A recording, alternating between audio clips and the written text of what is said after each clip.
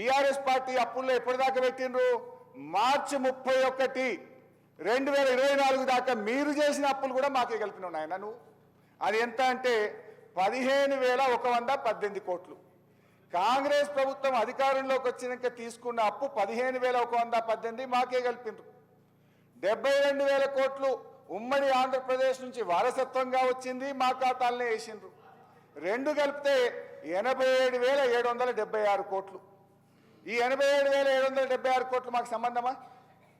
ఇది బీఆర్ఎస్ అప్పు కాదు కదా, అది వారసత్వంగా వచ్చింది. ఒకటైతే మీరు ప్రభుత్వంలోకి వచ్చినాక డిసెంబర్ 7 నుంచి మార్చి 31, 2024 దాకా చేసిన అప్పును కూడా మా ఖాతాలో వేసి గోబల్స్ ప్రచారం చేసిన భట్టి గారికి అభినందనలు.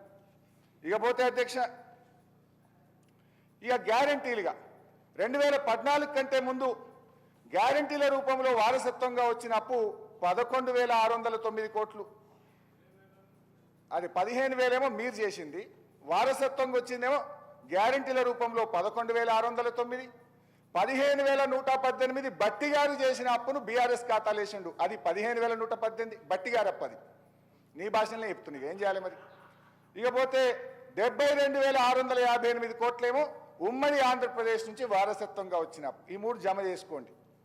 ఈ మూడు కలిపితే ఎంత అయిందంటే 99,385 కోట్లు. ఈ 90 లక్ష ఎందుకు నేను కల్ప, ₹1 తక్కువనే చెప్తా. 99,385 కోట్లలో అసలు బీఆర్ఎస్ పార్టీకి ఏం సంబంధం? ఇది కూడా మా ఖాతాలు వేసి మీ యొక్క తెలివితేటలు ప్రదర్శించారు, మీకు అభినందనలు. ఇకపోతే మీరు విడుదల చేసినటువంటి వైట్ పేపర్లో, ఇందులో ఈ బుక్లో, ఇందులో మీరేం రాశారు?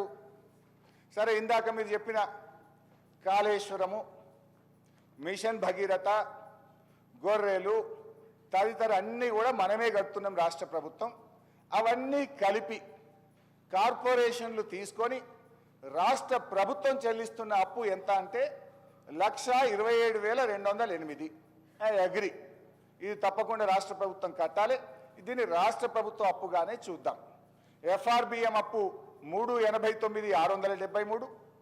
కార్పొరేషన్ల అప్పు ఏదైతే రాష్ట్ర ప్రభుత్వమే చెల్లిస్తుందో అది 1,27,208. ఇకపోతే మూడవది government guarantee loans which are raised by SPV and serviced by them. అంటే కార్పొరేషన్ అప్పు, ఒక నిమిషం మంచిగా లేదు, please please don't disturb me, I'm not really. ఇప్పుడు లేదండి, నేనేమనట్లేదండి. నేను చెప్పేది ఏంటంటే, వారు అసలు బయట కానీ సభలో కానీ లేకపోతే స్పీకర్ గారికి ఏదో నోటీస్ ఇచ్చారని చెప్పారు. అన్నీ కూడా ఆ గ్యారంటీస్ సంబంధించే కదా, ఆ గ్యారంటీసు మరి మీరు ఓకే అంటారు. ఇప్పుడు మరి నేను ఆర్బీఐ అట్లా ఇచ్చింది, సభలో మీ మీద మూమెంట్ ఏంటంటే నోటీస్ ఇస్తాం, మేమే చర్యలు తీసుకోవాలంటారు. ఇప్పుడేమో సభలో ఒప్పుకుంటుంది. మరి ఒప్పుకున్న తర్వాత ఇంకా చర్చ ఏముంది అసలు? అదే కదా మేము చెప్పేది. ఒప్పుకున్నందుకు ధన్యవాదాలు సార్.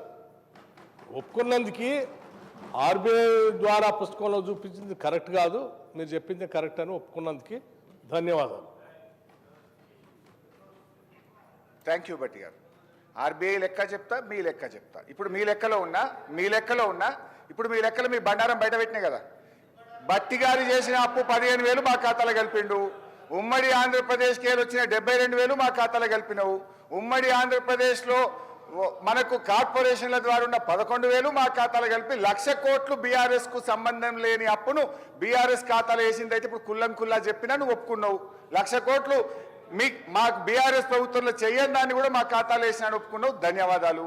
ఇక రెండవది ఇందులో ఇంకొక 2 ఉన్నాయి అధ్యక్ష. గవర్నమెంట్ గ్యారంటీ ఇవ్వలేదు, గవర్నమెంట్ కట్టవలసిన అవసరము లేదు. అది ఎంత అంటే 59,000. గవర్నమెంట్ గ్యారంటీ ఇచ్చింది, గవర్నమెంట్ కట్టవలసిన అవసరం లేనిది 95,000 కోట్లు. ఈ రెండు కలిపితే ఎంతంటే అధ్యక్ష, గవర్నమెంటు రాష్ట్ర ప్రభుత్వ ఖజానా నుంచి కట్టవలసినటువంటి అవసరం లేని డబ్బు 1,54,876 కోట్లు. అంటే మొత్తంగా అధ్యక్ష, శ్వేతపత్రంలో మీరు చూపించిన 6,71,757 కోట్ల నుంచి మేము తీసుకోని అప్పు 99,385, ప్రభుత్వం కట్టవలసిన అవసరం లేని అప్పు 1,54,876 కోట్లు తీసేస్తే బీఆర్ఎస్ ప్రభుత్వం అచ్చంగా చేసిన అప్పు ఎంత అంటే 4,17,000 కోట్లు మాత్రమే. ఈ 4,17,000 కోట్లలో కూడా కరోనా సమయంలో ఇందాక నేను చెప్పిన ఉదయ్ స్కీమ్ కానీ రాష్ట్రానికి రావాల్సిన గ్రాంట్స్ కానీ కరోనా సమయంలో తీసుకున్న 39,000 కూడా ఇలా ఉన్నాయి.